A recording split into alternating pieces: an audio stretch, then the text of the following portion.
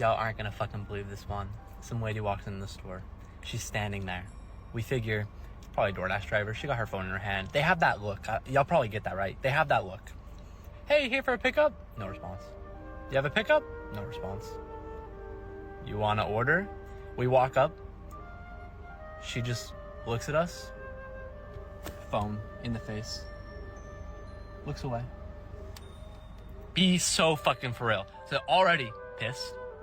They did the whole thing. And then, getting their cookies, right? Getting their little DoorDash. Hey, it's my birthday. Can I have a free cookie? Yeah, I got the app. No, I don't. Okay, well, no. Can you buy me one? Buy you one? Jeez. Yeah, that's the other thing is like I've had a couple entitled drivers and I've ran into those people. But like I would quickly defend the merchants that I knew were good and be like, come on, stop trying to get freebies. We make money on this. Like if you really want food, get the freaking app. They give you a giant discount and like he was saying, like they give you freebies on your birthday and stuff.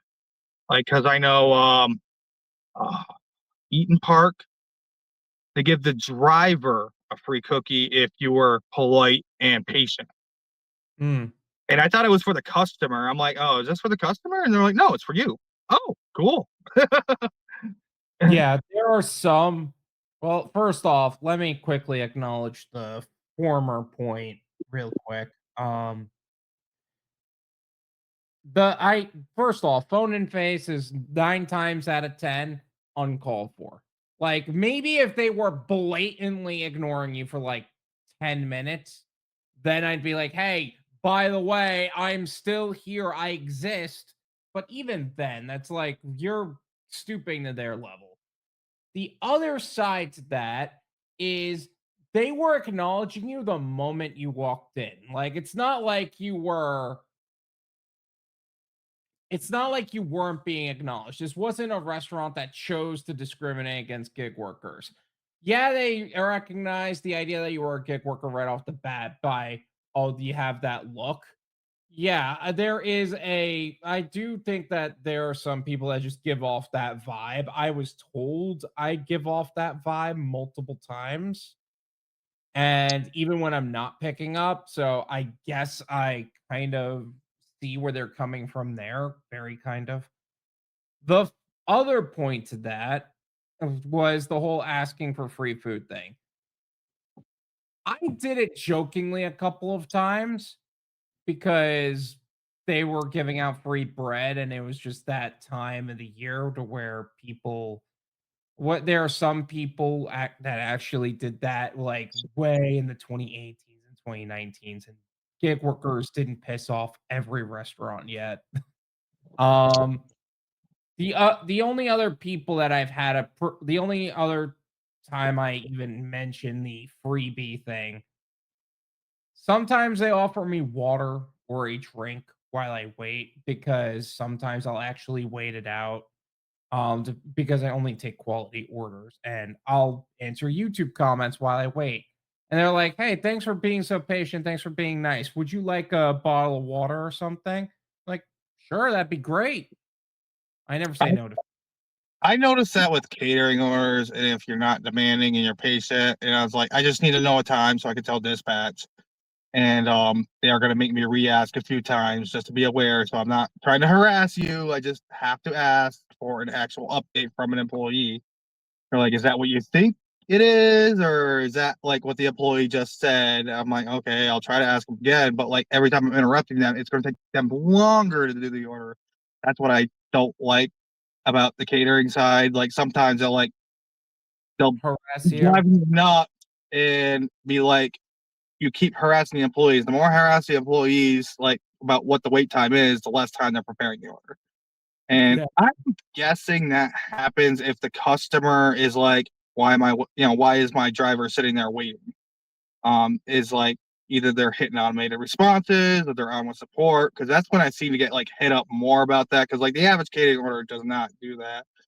But like it's phone in the face. Yeah, we've all seen those dashers and they're rude jerks. Like sometimes you gotta go like this because we can't pronounce the name, or like There's some special requests on the order, which I doubt they'll do because it costs extra money, but the app doesn't like let you do. So like they had that ghost barbecue sauce or whatever at Wendy's, but like Wendy's for whatever reason on their app or any of the food apps doesn't let you order extra condiments. And it's kind of annoying.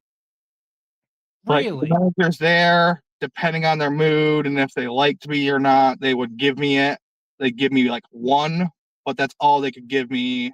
And some people were thankful I even got one, but other people were like, I wanted like 10 of them, bro. I'm like, no, we can't do that. And I'm like, well, if you want that, I can order them, but they're like $1.25 each. Do you want to do that? They're like, no, why should I have to pay extra money? I just spent a crap ton of money. And people just don't understand how it works. That like there's a 30% cut versus like what the actual charge is, and it's actually usually under the menu price you'd pay in person. Like that the restaurant gets reimbursed. And they do not understand that at all. The Chinese restaurants were very, very strict about extra sauces unless the person already spent 100 plus. Then they kind of like, they already spent a lot of money. That's okay.